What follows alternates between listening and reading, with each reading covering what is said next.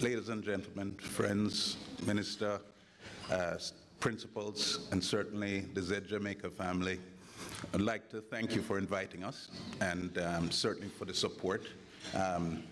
You may not know about Carlton here. Carlton has been a giant since I met him in university, Carleton University. I learned real early in life that the friends that you make in the library are the friends that are most worthy. And Carlton lived in the library, always studied hard. He was in engineering. And then one summer he decided that he would start a company just to make some money for the summer. And it turned out to be student pro movers that wound up employing us all. After my first trip to Africa, my parents cut me off from financial support. So Carlton's company really looked after me for those years.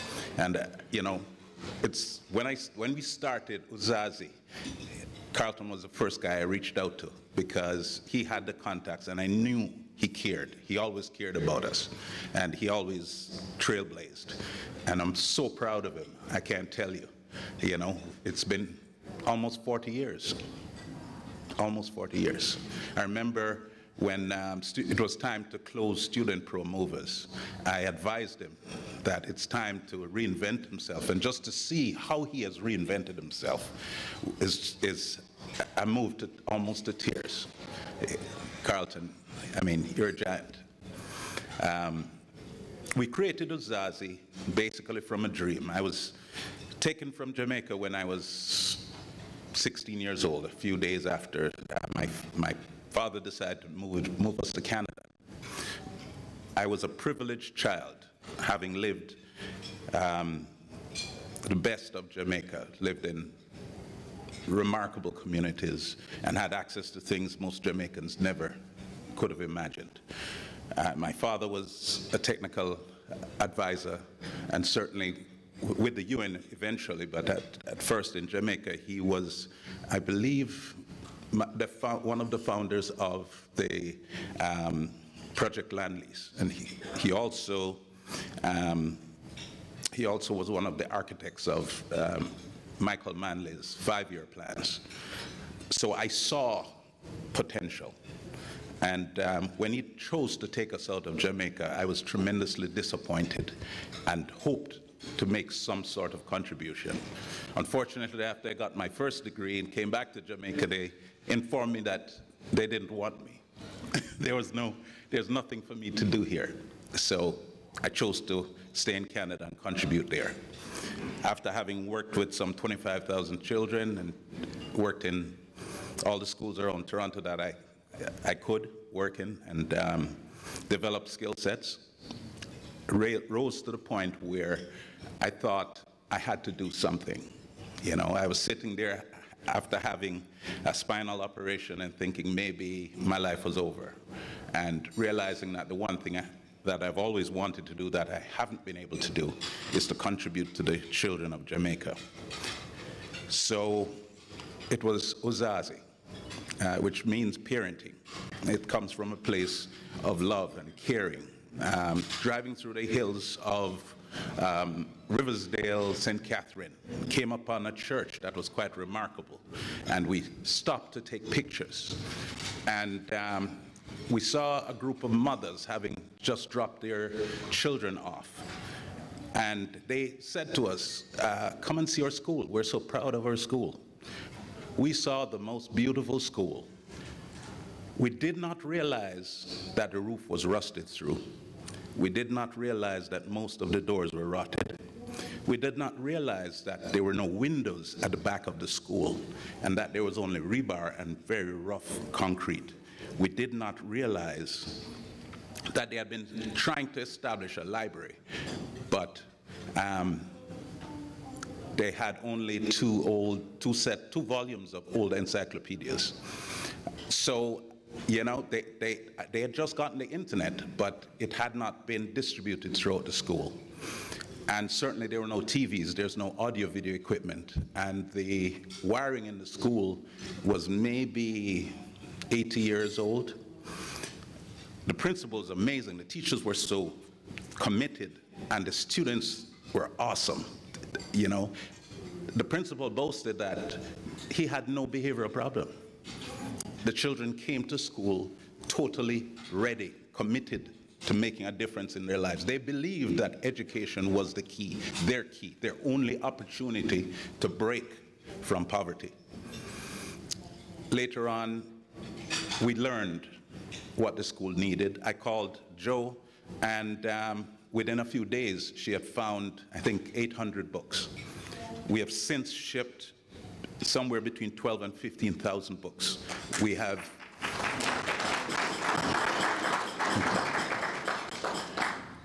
have outfitted classrooms with desks and chairs.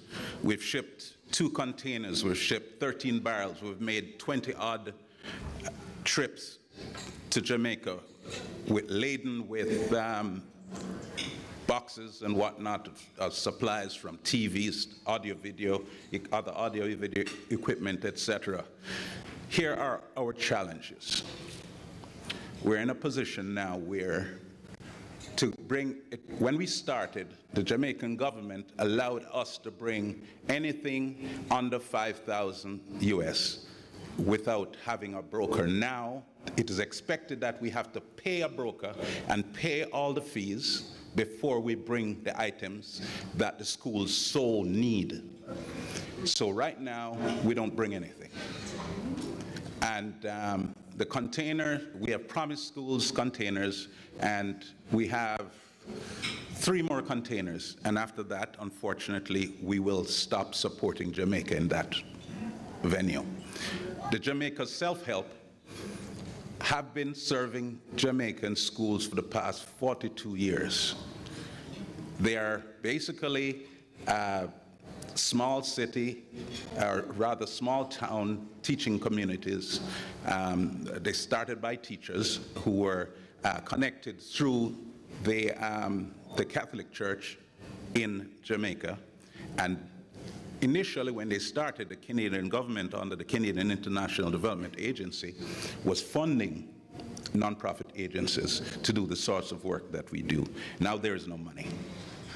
So they have now been pretty much scrounging to find the finances to support the programs that they're already supporting.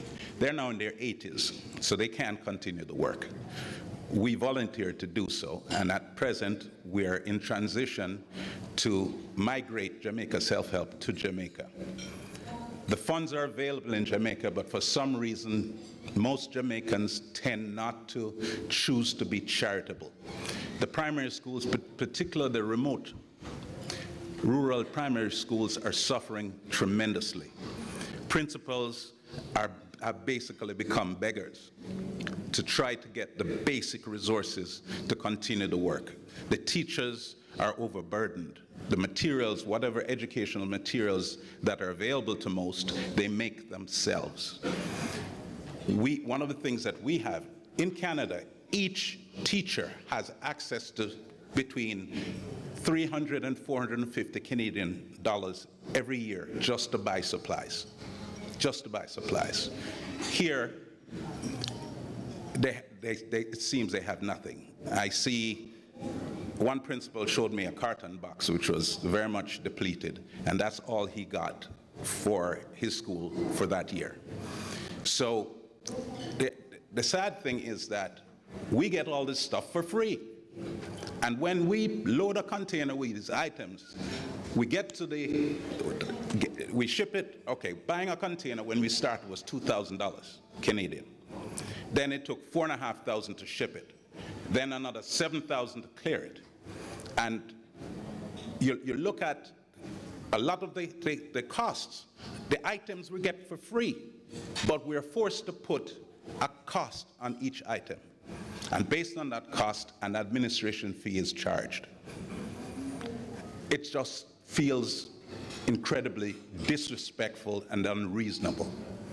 Now, during and after COVID, nonprofits like ours, it's incredibly difficult to get funding. We use our own money, and it really can't go that far. There are other countries who need our support, and we simply have to try to help as many children of color that we can reach. Jamaica Self-Help reached out to us about 3 years ago, since, again, they have reached that point where they were coming to retire. And we're committed to continue helping it. One of the things we're looking at now is how we can create a self-funding organization within Jamaica that is capable of continuously raising monies to support the schools. We recently learned that the basic schools have no funding. They can't afford teachers. They can't afford materials. Some of the schools, particularly the rural, remote schools, basic schools, don't even have electricity. And it's a huge challenge. We've worked with the NET, but even with NET support, when we get to the airport with items for the schools, we're held there for 3 hours. And inevitably, we're informed that the computer system is down. They want us to pay cash. And that just feels wrong. I can tell you that, for me, my grandfather was protector of the poor under the British colonial government. My father, as I was involved also, more like a social worker for farmers. I felt we were raised with the principle, those who have given much, from those who are given much is expected.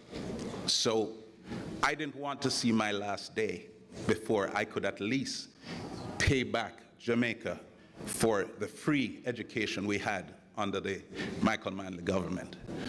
And I feel I've done that now. I would have liked to have continued, but I don't see how we can. All right. Thank you so much.